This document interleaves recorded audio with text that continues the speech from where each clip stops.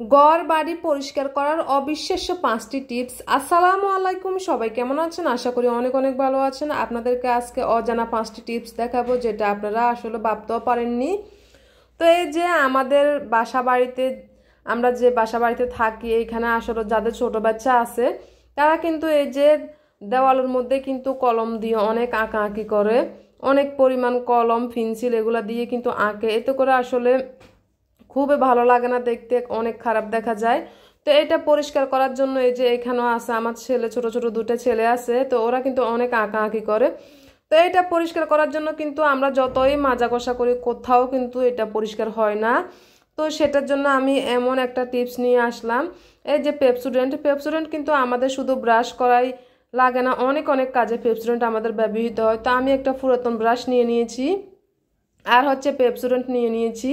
এখন এটা এমনভাবে আমি লাগাবো, দেখবেন আপনারা আসলে চমকে যাবেন, অসাধারণভাবে এই টিপসটা কাজ করবে। দেখলে কিন্তু বুঝতে পারবেন। সাধারণত কি আমরা অনেক সময় অনেক কিছু জানি না, অনেক কিছু জানি, তো যেগুলা জানি না সেগুলো শিখে নিতে পারি এই ধরনের টিপসগুলো দেখে। তো এই পেস্টটা আমি পুরাতন ব্রাশে লাগিয়ে নিয়েছি। লাগিয়ে হচ্ছে যে যে জায়গায় এই যে পেন্সিল কিংবা কলমের দাগ আছে ওইখানে কিন্তু লাগিয়ে দিতে হবে সুন্দরভাবে ঘষে ঘষে।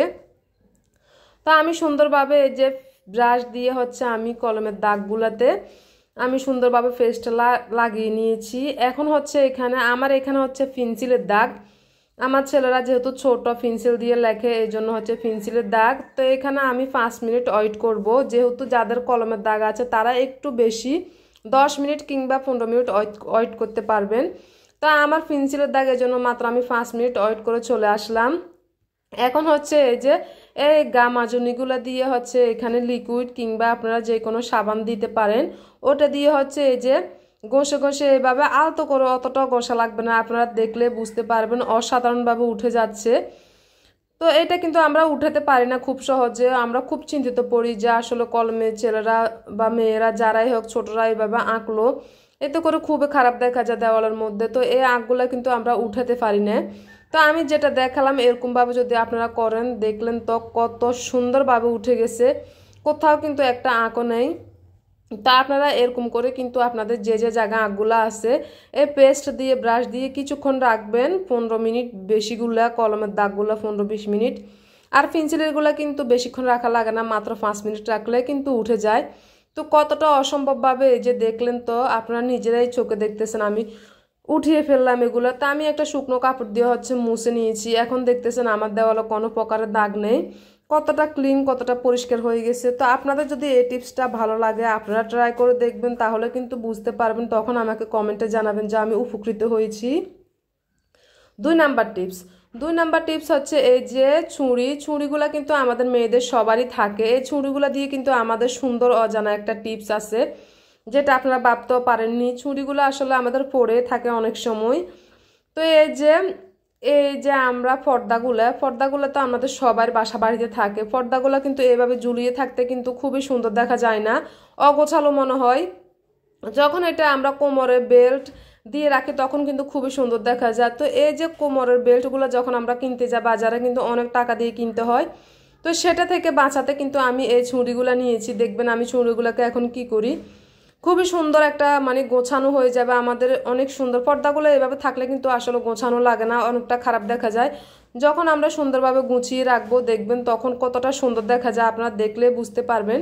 এই পর্দাটা হচ্ছে আমি একেবারে গুছিয়ে নিয়েছি। গোছানোর পরে এই যে নিচের দিক থেকে আমি একেবারে ভালো করে চেপে ধরে ছুরিটা হচ্ছে ঢুকিয়ে নিচ্ছি। আপনারা দেখতেই পারছেন কতটা সুন্দরভাবে আমি এটা ঢুকিয়ে দিচ্ছি। এই যে তা আমি 2টা ছুরি নিয়ে নিয়েছি। এটাতে ছুরিগুলো তো আমাদের এমনিতে পড়ে থাকে, আপনারা জানেন অনেক সময় ব্যবহার করা হয়। কিছু পুরাতন ছুরি থাকলে কিন্তু আমরা এই কাজটা করে নিতে পারি। এই যে আমি উপরে উঠিয়ে নিয়েছি। তারপর হচ্ছে এই পর্দাটাও ঠিক আমি এমনভাবে করে আমি এই যে ঢুকিয়ে নিয়েছি। তা আপনাদেরকে দেখাবো আমি। তারপরে হচ্ছে 2টাই কত সুন্দরভাবে এটা লাগানো হয়েছে, বেল্ট সিস্টেমের মতো, যেন বেল্ট লাগিয়েছি কোমরে। এই দেখতেছেন এখন পর্দাগুলো কতটা সুন্দর গোছানো আছে, কোনো প্রকারে আমাদের বাইরের টাকা খরচ করা টোটালি লাগানো, যে ঘরের মধ্যে পুরাতন ছুরি দিয়ে কিন্তু আমরা এই কাজটা করে নিতে পারি। এই যে এখন পর্দাগুলো কত সুন্দর গোছানো, নিচে উপরে অনেক সুন্দর লাগছে কিন্তু।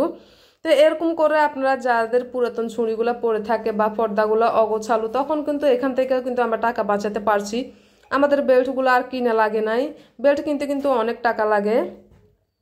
তো এখান থেকে আমরা টাকা আসলে বেল্টগুলো কিনা থেকে আমরা রক্ষা পেয়েছি, আমাদের বাড়তি টাকা খরচ করতে হয়নি। তো এই টিপসটা আপনাদেরকে কেমন লাগলো জানাবেন। তারপরে হচ্ছে 3 নাম্বার টিপস। 3 নাম্বার টিপস হচ্ছে এই যে আমাদের তো সব সময় শীতকালে আমরা কম্বলগুলো এইভাবে গুছিয়ে রাখি। তো এইভাবে গোছানো থাকলেও কিন্তু তার একটা কারণ আছে, যাদের ঘরে ছোট বাচ্চা আছে কিংবা বাসা বাড়িতে কিন্তু অনেক ধুলাবালি পড়ে, এটা থেকে রক্ষা করতে আমি কম্বলগুলোকে কি করব দেখতে পারবেন আপনারা। আমার এখানে আছে একটা পুরাতন কম্বল, একটা নতুন কম্বল দেখতে পাচ্ছেন। তো নতুন কম্বলের কিন্তু আমরা আসলে এই যে প্যাকেটগুলো আমরা রেখে দিই। তো এই প্যাকেটগুলো রেখে যখন নতুন কম্বলটা আপনারা গায়ে দিবেন, তখন কিন্তু রাত্রে গায়ে দিবেন, সকালবেলা ঘুম থেকে উঠে এভাবে বাঁশ করে নিয়ে হচ্ছে প্যাকেটে ঢুকিয়ে নেবেন। তাহলে কিন্তু ঢুকিয়ে নিয়ে আপনারা এখানেও রাখতে পারেন কিংবা অন্য কোনো জায়গায় উপরে রাখতে পারেন। আবার যখন রাত হবে তখন কিন্তু এটা বের করে গায়ে দিবেন, তাহলে কিন্তু কোনো প্রকারের কম্বলে ময়লা হবে না, খুবই সুন্দর থাকবে নতুন কম্বল। তা আমার নতুন কম্বলে প্যাকেট আছে, এই জন্য আমি প্যাকেটে ঢুকিয়ে রেখেছি। আর হচ্ছে পুরাতন কম্বল, অনেক দিনের পুরাতন কম্বল, যেহেতু এটার কোনো প্যাকেট নেই, এটাকে আমি একটা সিস্টেম করব। এই যে এরকম হচ্ছে পুরাতন লুঙ্গি, লুঙ্গিটা সবারই থাকে পুরাতন, আসলে যেটা ব্যবহার করা হয় না। আমার এটা ছিঁড়াও আছে একটু, এতে কোনো সমস্যা নাই।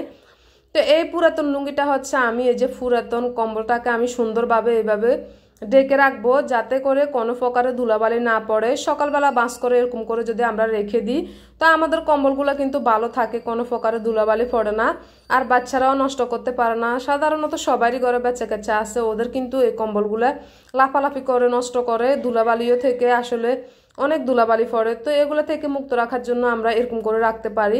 কেউ চাইলে এই নতুন কম্বলটা এভাবেও রাখতে পারেন, না হলে অন্য কোথাও জায়গায় উপরে উঠিয়ে রাখতে পারবেন। তো দেখেন এই যে ধুলাবালি থেকে রক্ষা করার জন্য কত অসাধারণ একটা টিপস দেখালাম আপনাদেরকে। তো এরকম করে আপনারা চাইলে রাখতে পারেন, খুব সুন্দর থাকবে কম্বলগুলো, নতুন থাকবে, কোনো প্রকারে কিন্তু ধুলাবালি পড়বে না। আশা করি এই টিপসটা আপনাদেরকে অনেক উপকৃত হয়েছেন, আপনারা খুবই ভালো লাগবে। 4 নাম্বার টিপস হচ্ছে এই যে আমরা কিন্তু সবসময় বিছনা তারপর হচ্ছে এই যে সবকিছু গুছিয়ে রাখি সুন্দরভাবে। আরেকটা জিনিস হচ্ছে কি মশারি। এখন কিন্তু আমার এখানে মশারি কোনো প্রকারে ঝুলানো নেই, আমি আপনাদেরকে দেখাবো। অনেকে সবকিছু গুছিয়ে রাখলেও কিন্তু মশারিগুলো ঝুলিয়ে রাখে, এতে করে খুব খারাপ দেখা যায় আসলে ঝুলানো মশারিগুলো, কিন্তু আমাদের ঘরটাকে খুবই আসলে নোংরা করে, দেখতে খারাপ দেখা যায়। তা আমি সেটাকে কি করব, এই যে এ হচ্ছে কুশন কভারগুলো কিন্তু অনেকের থাকে কিংবা অনেকের থাকে না। যাদের আছে তারা তো কুশন কভারগুলোতে হচ্ছে মশারিগুলো ঢুকিয়ে রাখতে পারবেন, যাদের নেই সেজন্য আমি আরেকটা জিনিস দেখাবো। কুশন কভার কিন্তু আসলে সবারই থাকে না, গ্রামের বাড়িতে কিন্তু অনেকে চিনেও না, অনেকের থাকেও না। তো যাদের আছে তারা কিন্তু কুশন কভারে রাখতে পারেন কিংবা রেখে দিবেন, কেউ চাইলে কিনতেও পারবেন, কিনে সুন্দরভাবে সাজিয়ে রাখতে পারবেন, এটা কিন্তু খুবই সুন্দরও দেখা যায়। তো এই যে এটা একটা দেখালাম, তারপর হচ্ছে আমি পরেরটা দেখাবো যে যাদের কুশন বালিশ নেই তারা কি করবেন। তাদের জন্য হচ্ছে এভাবে তো সাজিয়ে রাখবেন। তো তাদের জন্য আমি কি করব, আমি হচ্ছে মশারিটার মধ্যে এখন যে কুশন কভার থেকে মশারিটা আমি বের করে নিয়ে হচ্ছে আরেকটা জিনিস দেখাচ্ছি এখন কি করে রাখবেন। এই যে এই শপিং ব্যাগ কিন্তু সবারই থাকে, এটা তো আর কিনা লাগে না, এটা কেউ কিছু কিনলে ফ্রিতে পাওয়া যায়। তো এই শপিং ব্যাগগুলো যাদের আপনাদের কুশন কভারগুলো নেই তারা কিন্তু এই শপিং ব্যাগের ভিতরে সুন্দরভাবে মশারিটাকে ঢুকিয়ে নিতে পারেন। এটা আসলে মশারি মানে গোছানোর কিছুই নেই, মশারি এভাবে ঢুকিয়ে নিতে পারবেন। তো এই যে আমি যেভাবে ঢুকাচ্ছি এভাবে ঠিক মশারিটাকে আপনারা হচ্ছে শপিং ব্যাগের ভিতর সুন্দরভাবে ঢুকিয়ে নেবেন। তারপর আমি যেটা দেখাবো কোথায় রাখবেন এই শপিং ব্যাগটা, চলুন দেখাই। এই শপিং ব্যাগটা রাখা হচ্ছে যেটাতে আমরা মশারিটা এই যে হুকগুলার ভিতর লাগাই, এই হুকগুলার ভিতর হচ্ছে আমরা এই যে ব্যাগটা ঝুলিয়ে রাখবো। এতে করে আমাদের গোছানো থাকবে, ঘরটা অনেক পরিপাটি খুব সুন্দরভাবে থাকবে, দেখতে পারছেন। যাদের জন্য কুশন কভারটা নেই তারাই এই কাজটা করবেন, শুধু যাদের আছে তারা তো কুশন কভারের ভিতর মশারি ঢুকিয়ে রাখতে পারবেন। তো আশা করি ভালো লাগলো। 5 নাম্বার টিপস হচ্ছে এই যে আমরা হচ্ছে বাচ্চাদের ওষুধগুলা, বাচ্চাদের অনেকগুলো সিরাপ থাকে অনেক সময়, তো এই সিরাপগুলা বিভিন্ন ধরনের, তাহলে হচ্ছে আমাদের এই যে ওষুধগুলা অনেক সময় আমরা ওয়ার্ডরোবের উপর কিংবা ড্রেসিং টেবিলের উপর কিংবা টেবিলের উপর এভাবে অগোছালোভাবে রেখে দিই, এতে করে বাচ্চারাও কিন্তু হাত দেয়, এটার মধ্যে অগোছালোও লাগে, এতে করে ক্ষতিও হয় বাচ্চাদের জন্য। ঠিকমতো আমরা ওষুধগুলো রাখার জন্য আমি এই যেগুলো আমাদের বড়দের ট্যাবলেটগুলো ওগুলো রাখার জন্য আমি একটা বক্স নিয়ে নিয়েছি। এই বক্সের মধ্যে আমরা রেখে দিব সবগুলা ট্যাবলেট, তাহলে কিন্তু সবসময় গোছানো থাকবে, কোনো প্রকারে এলোমেলো থাকবে না। এই যে বক্সের ভিতরে এখন হচ্ছে রেখে দিয়েছি। তারপর হচ্ছে এই যে আমি এই সিরাপগুলো কিন্তু এইভাবে থাকলে আসলে বাচ্চারা দৌড়ে অনেক সময় ফেলেও দিতে পারে, তো এইভাবে রাখবো না। এ ধরনের ওয়ার্ডরোব কিন্তু এখন সবারই ঘরে ঘরে আছে। একটা ওয়ার্ডরোবের ভিতরে আমি একটা কিন্তু ডয়ার আমি খালি করে রেখেছি উপরের। তো এটা তো সবসময় আমি বাচ্চাদের এই যে সিরাপগুলো সুন্দরভাবে সাজিয়ে গুছিয়ে রাখি, যখন প্রয়োজন হয় তখন কিন্তু নিয়ে নিই। এতে করে কিন্তু আমার উপরে কোনো প্রকার অগোছালোও থাকে না, কোনো প্রকার এই যে বাচ্চারা দৌড়া ডিস্টার্ব করতে পারে না। এই যে আমি এখন বাক্সটাও রেখে দিয়েছি, বক্সটা এখন কত সুন্দর গোছানো হয়েছে দেখতে পারছেন। আপনারাও ঠিক এমন করে গুছিয়ে রাখবেন, তাহলে কিন্তু আপনাদের গোছানো থাকবে কিংবা বাচ্চারা কোনো প্রকারে নষ্ট করতে পারবে না। আশা করি এই টিপসটাও আপনাদের ভালো লাগলো। তো আমার আজকে কোনটা টিপস আপনাদের সবচেয়ে বেশি ভালো লাগলো কমেন্ট করে আশা করি আপনারা জানাবেন। তো কেমন লাগলো আজকের টিপসগুলো আমার, এই যে সুন্দরভাবে আমি রেখে দিয়েছি সব ধরনের জিনিসগুলো। যদি ভালো লেগে থাকে সবাই ভালো থাকবেন, সুস্থ থাকবেন। আল্লাহ হাফেজ।